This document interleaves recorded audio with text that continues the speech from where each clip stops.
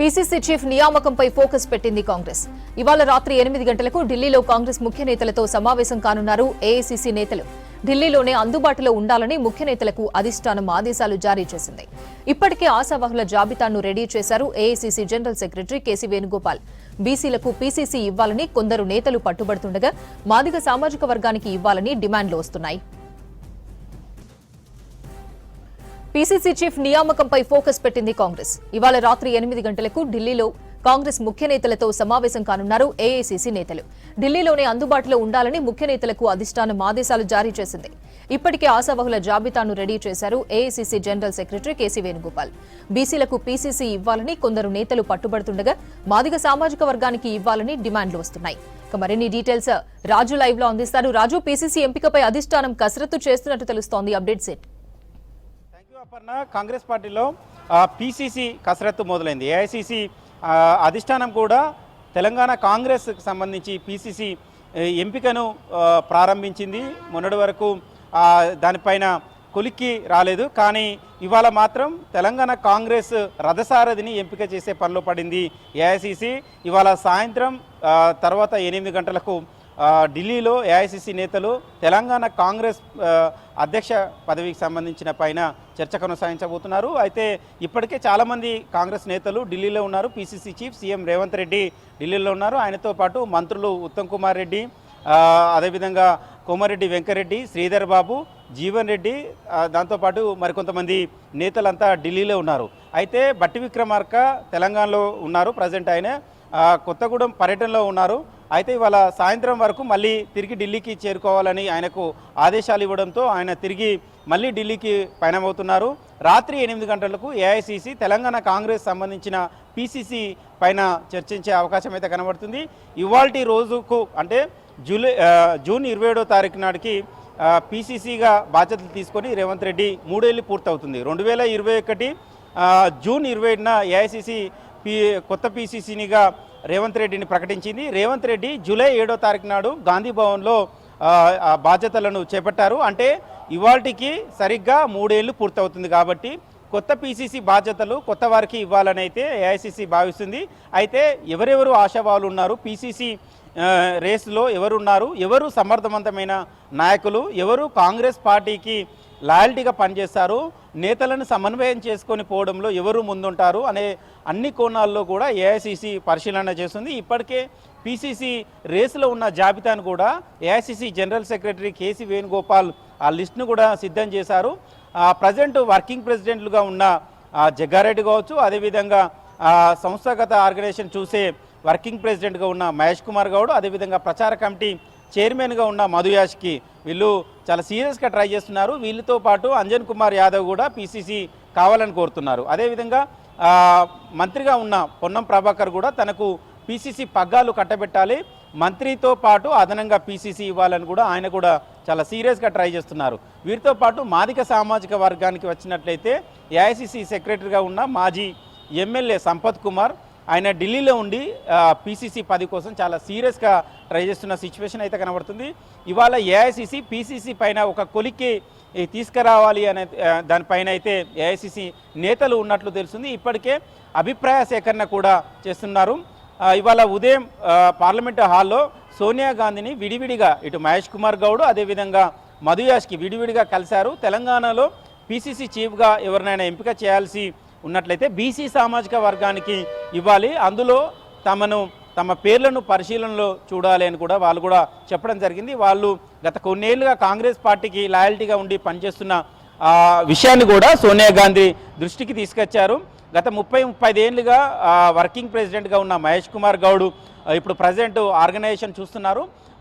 పార్టీలో సీనియర్లను ఇటు జూనియర్లను కావచ్చు, కొత్త వాళ్ళని కావచ్చు సమన్వయం చేసుకొని ముందుకెళ్తాను, తనకు ప్రాధాన్యత ఇవ్వాలని మహేష్ కుమార్ గౌడ్. అదేవిధంగా గతంలో 2 సార్లు ఎంపీగా పనిచేశాను, అదేవిధంగా తెలంగాణ ఉద్యమంలో కీలకంగా పనిచేశాను కాబట్టి తెలంగాణలో పీసీసీ బాధ్యతలు తనకి ఇవ్వాలని ఇటు మధు యాష్కి ఇద్దరు పోటాపోటీగా సోనియా గాంధీ దగ్గర తమ అభిప్రాయాలను వెల్లడించారు. వారితో పాటు మిగతా నేతలు కూడా చాలా సీరియస్గా ట్రై చేస్తున్నారు. ఏఐసీసీ ప్రెసిడెంట్ మల్లికార్జున ఖర్గేకు ఇటు సంపత్ కూడా తనకు అవకాశం ఇవ్వాలి, తెలంగాణలో మాదిక సామాజిక వర్గానికి ఒక ప్రాధాన్యత ఇచ్చినట్లుంటుంది. ఒకవేళ పీసీసీగా తనను నియమించినట్లయితే ఆ సామాజిక వర్గానికి ఒక బలోపేతం ఇచ్చినట్లు ఉంటుందని కూడా ఆయన స్థాయిలో లాబింగ్ చేస్తున్న పరిస్థితి కనబడుతుంది. ఇక తెలంగాణలో సీఎంగా రేవంత్ రెడ్డి ఉన్నారు కాబట్టి డిప్యూటీ సీఎంగా బట్టి విక్రమార్క ఎస్సీ సామాజిక వర్గానికి సంబంధించిన నేత కాబట్టి పీసీసీ బాధ్యతలను బీసీ సామాజిక వర్గానికి ఇచ్చే అవకాశాలు ఉన్నట్లు కాంగ్రెస్ పార్టీలో ఒక చర్చ జోరుగా సాగుతుంది. గత కొంతకాలం నుంచి వెళ్ళి కొత్త పీసీసీ ఎవరైనా కూడా బీసీ సామాజిక వర్గానికి సంబంధించిన నేతగా అప్పచెప్తారో అనేది కూడా కాంగ్రెస్ పార్టీలో ఒక టాక్ వినబడుతుంది. గతంలో కూడా వైఎస్ రాజశేఖర రెడ్డి సీఎంగా ఉన్నప్పుడు బీసీ సామాజిక వర్గానికి సంబంధించిన డిఎస్ కావచ్చు, తర్వాత కేశవరావు కావచ్చు, వీళ్ళు పీసీసీ చీఫ్గా ఉన్నారు. సో ఇప్పుడు కూడా రెడ్డి సామాజిక వర్గానికి సంబంధించిన నేత సీఎంగా ఉన్నారు కాబట్టి బీసీ సామాజిక వర్గానికి సంబంధించిన నేతనే పీసీసీ చీఫ్గా ఎంపిక చేసే అవకాశం ఉంటుంది. సో దీంట్లో లాయల్టీ, అదేవిధంగా నేతలను సమన్వయం చేసుకొని ముందుకు వెళ్ళే లీడర్లకే పీసీసీ బాధ్యతలు అప్పే అవకాశం అయితే స్పష్టంగా కనబడుతుంది. ఎందుకంటే తెలంగాణలో అసెంబ్లీ ఎన్నికలు అయిపోయినాయి, రాష్ట్రంలో కాంగ్రెస్ పార్టీ అధికారంలోకి వచ్చింది, పార్లమెంట్ ఎన్నికలు అయిపోయినాయి, 8 సీట్లను గెలుపొంది. ఇక రానున్న రోజుల్లో స్థానిక సంస్థలు ఉన్నాయి, మున్సిపాలిటీ ఎన్నికలు ఉన్నాయి కాబట్టి గ్రౌండ్ లెవెల్లో పార్టీని బలోపేతం చేసుకొని నేతలను సమన్వయం చేసుకుంటూ పార్టీని వేగవంతంగా ముందుకు తీసుకువెళ్ళే నాయకుడికి ఇచ్చే అవకాశం అయితే స్పష్టంగా ఉంది. సో బీసీ నేతలకు ప్రధానంగా ఎవరున్నారు అనేది ఏఐసీసీ ఇవాళ పరిశీలనలో చేస్తుంది. అందులో భాగంగా అందరి నేతల నుంచి అభిప్రాయం కూడా తీసుకునే అవకాశం ఉంది. సీనియర్లు నేతలు కావచ్చు, సీఎం రేవంత్ రెడ్డి అభిప్రాయం కావచ్చు చాలా కీలకంగా మారబోతుంది. ఎందుకంటే రేవంత్ రెడ్డి ఎవరి పేరు చెప్తారో వారికే పీసీసీ బాధ్యతలు ఇచ్చే అవకాశం ఎక్కువగా ఉన్నాయి. ఎందుకంటే ఆయన సోనియా గాంధీ కావచ్చు, రాహుల్ గాంధీ కావచ్చు, ప్రియాంక గాంధీ కావచ్చు, ఏఐసీసీ ప్రెసిడెంట్ మల్లికార్జున ఖర్గే కావచ్చు, ఇప్పుడు రేవంత్ రెడ్డి ఎవరి పేరు చెప్తారో వాళ్ళకే ఎక్కువగా తెలంగాణ కాంగ్రెస్ పగ్గాలు వారికే వచ్చే అవకాశాలు ఉన్నాయి అని కాంగ్రెస్ పార్టీలో ఒక చర్చ కొనసాగుతుంది. దాంతోపాటు ఇక మిగతా సీనియర్ నేతలు ఉత్తమ్ కుమార్ రెడ్డి కావచ్చు, కోమారెడ్డి వెంకరెడ్డి, బట్టి విక్రమార్క ఇలాంటి నేతల సంబంధించిన అభిప్రాయం కూడా తీసుకుంటారు. కాబట్టి వీళ్ళు కూడా ఎవరి పేరు చెప్తారో అనేది ఇప్పుడు కాంగ్రెస్ పార్టీలో ఒక ఇంట్రెస్టింగ్గా మారింది.